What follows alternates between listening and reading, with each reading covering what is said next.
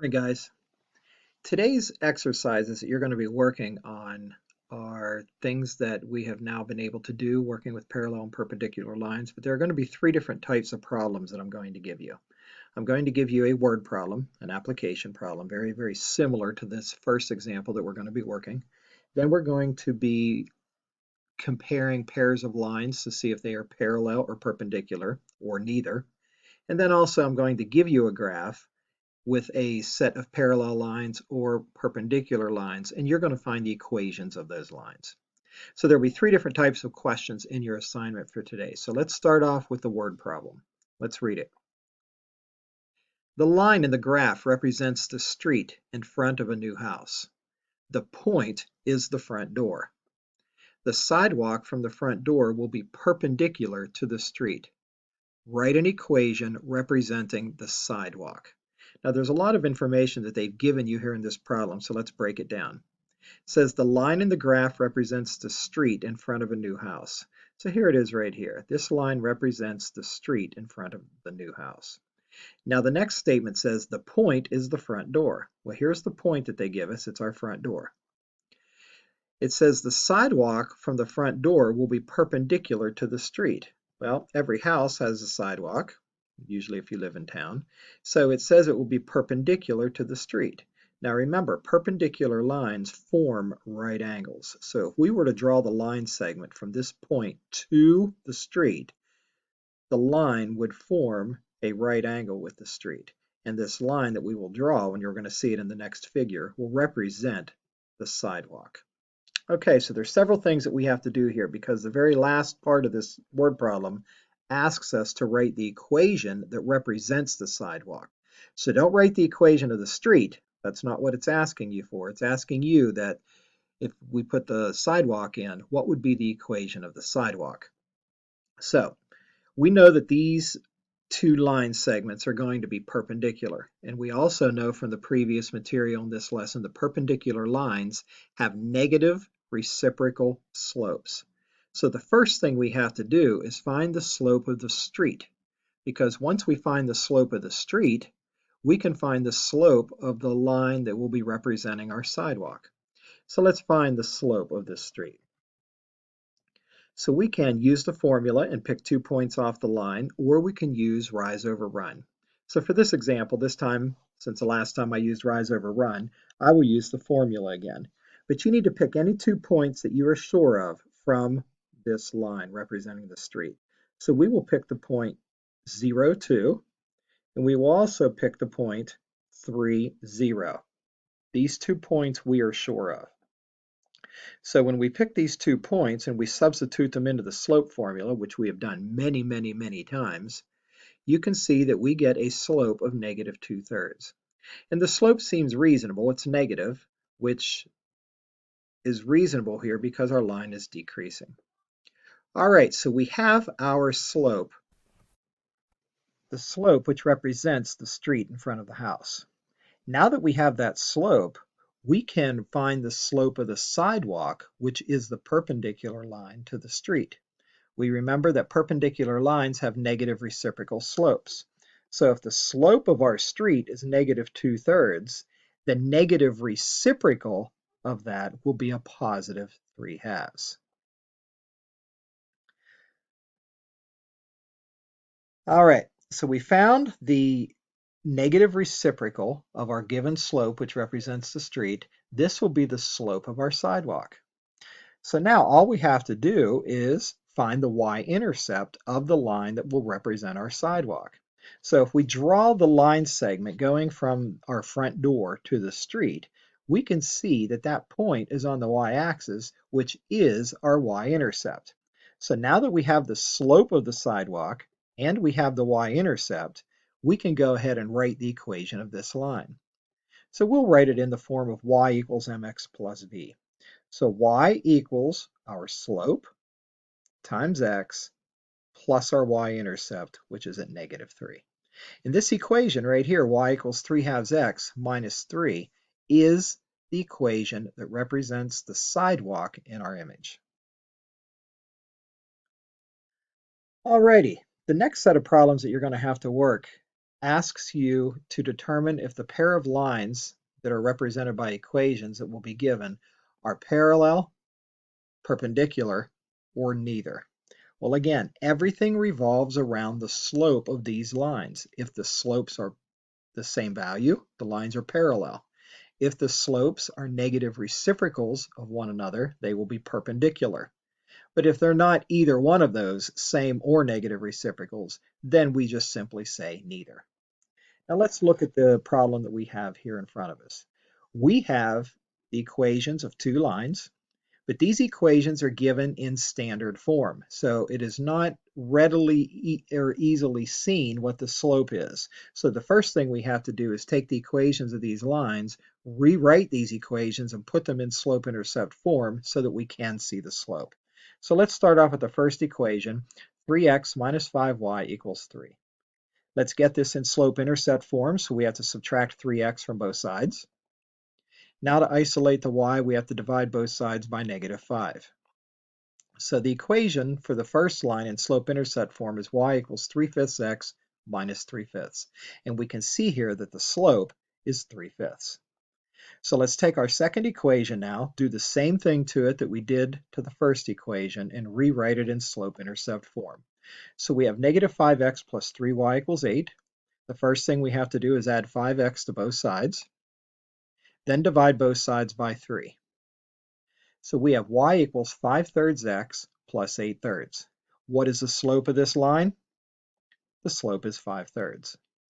Now to determine if these lines are parallel, perpendicular, or neither, we have to compare the two slopes.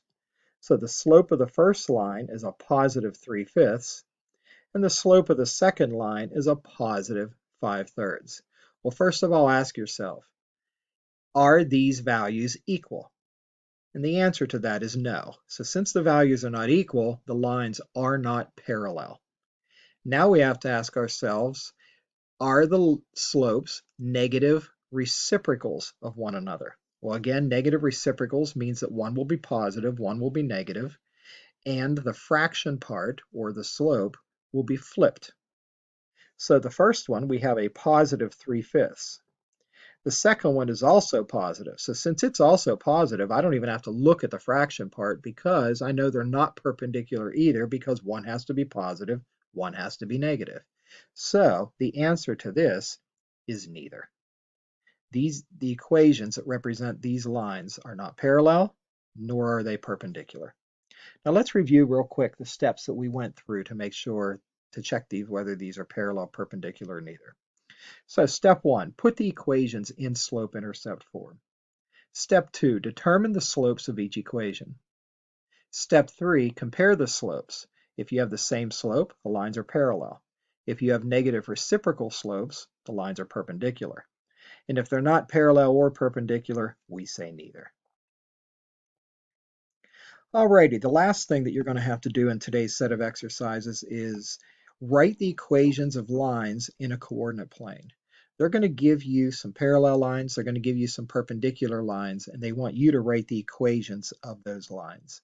Now we have been doing this for a while, writing equations of lines, so this isn't anything new. Alright, here we go. Now, when the lines are parallel, usually it's easy to determine which line's which, so we'll just call it top line and bottom line. So step 1, find the slope. Well, to find the slope, you need to pick 2 points off of your line. So the 2 points that I am using are represented by the red dots. Now again, you can use any 2 points on the line as long as you are sure of their value. So for this demonstration, I'm going to pick the point 0, 2 and the point 3, 4.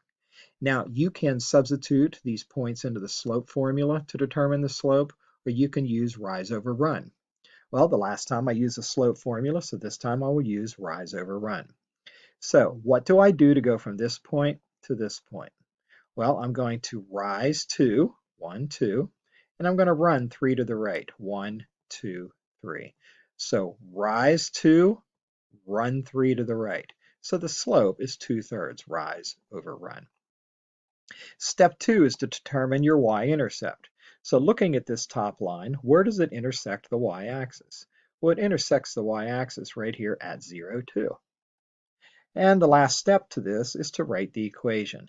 Now that we have the slope and we have the y-intercept, it is easy to write the equation. We have y equals 2/3 x plus 2. Now that's the equation for the top line. Let's write the equation for the bottom line. Now, since these lines are parallel, we know that they will have the same slope, but let's check it just to be sure. So let's find the slope of the bottom line. Again, I would pick 2 points off of the line, so I'm going to pick -0, -1, and I'll also pick 3, 1.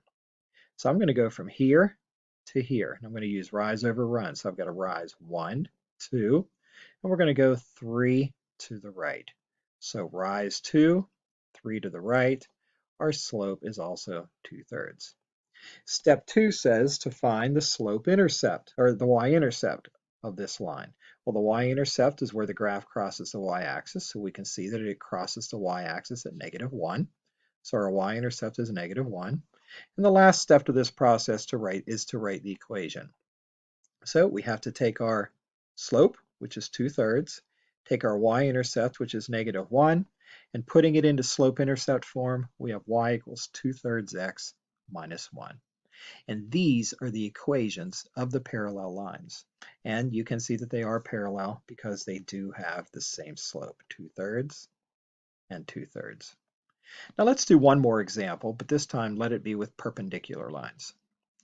All right, so we have our perpendicular lines. Now here I'm going to label them line A and line B because it's not easy to determine top line or the bottom line. Now the steps are the same. First thing we have to do is find the slope of the line. So let's do line A first. I need to pick 2 points. So I will pick that point, which is 1, -3, and I will pick that point, which is 0, 1. Now again, you could put it into the slope formula, or you can use rise over run. To go from this point to this point, I need to rise 1, 2, 3, 4, but this time I'm going to go to the left. And remember, when you go to the left, it's negative. So I went up 4 and to the left 1. So rise 4 and to the left 1. And when we simplify that, we see our slope is just -4. Step 2, we need the y-intercept. Well, we can see the y-intercept is right here at 0, 1. So our y-intercept is 0, 1. And the last step is to take your slope and your y-intercept and write the equation. So we will take our slope, which is -4. We'll take our y-intercept, which is 1, and we will put it into slope-intercept form. Y equals -4x plus 1. Let's do the same thing, this time for line B. Now we know that these lines are perpendicular, so we should get negative reciprocal slopes when we find the slope. So let's look at line B, find the slope. Well, the 2 points that I will pick this time will be right here at 4, -3, and I will go over here and pick 0, -2. So to go from here to here, I've got to rise 1 and go to the right 4. Rise 1 and go to the right 4. So rise over run, rise 1 to the right 4. The slope is 1/4. Now before we go any further, let's look at the slopes. Let's compare them. These lines are perpendicular, so the slopes should be negative reciprocals of one another. So let's see. Our first slope was -4, and our second slope was 1/4. Are those negative reciprocals of each other? Yes. So we can continue. Step 2 is to find the y-intercept of that line. Well, we can see the y-intercept right here is at -2. So our y-intercept is -2. And the third step is to write the equation of the line. So we take our slope, which is 1/4, right here. We take our y-intercept, which is -2, and we write it in the form of y equals mx plus b. So the equation of line B is y equals 1/4 x minus 2.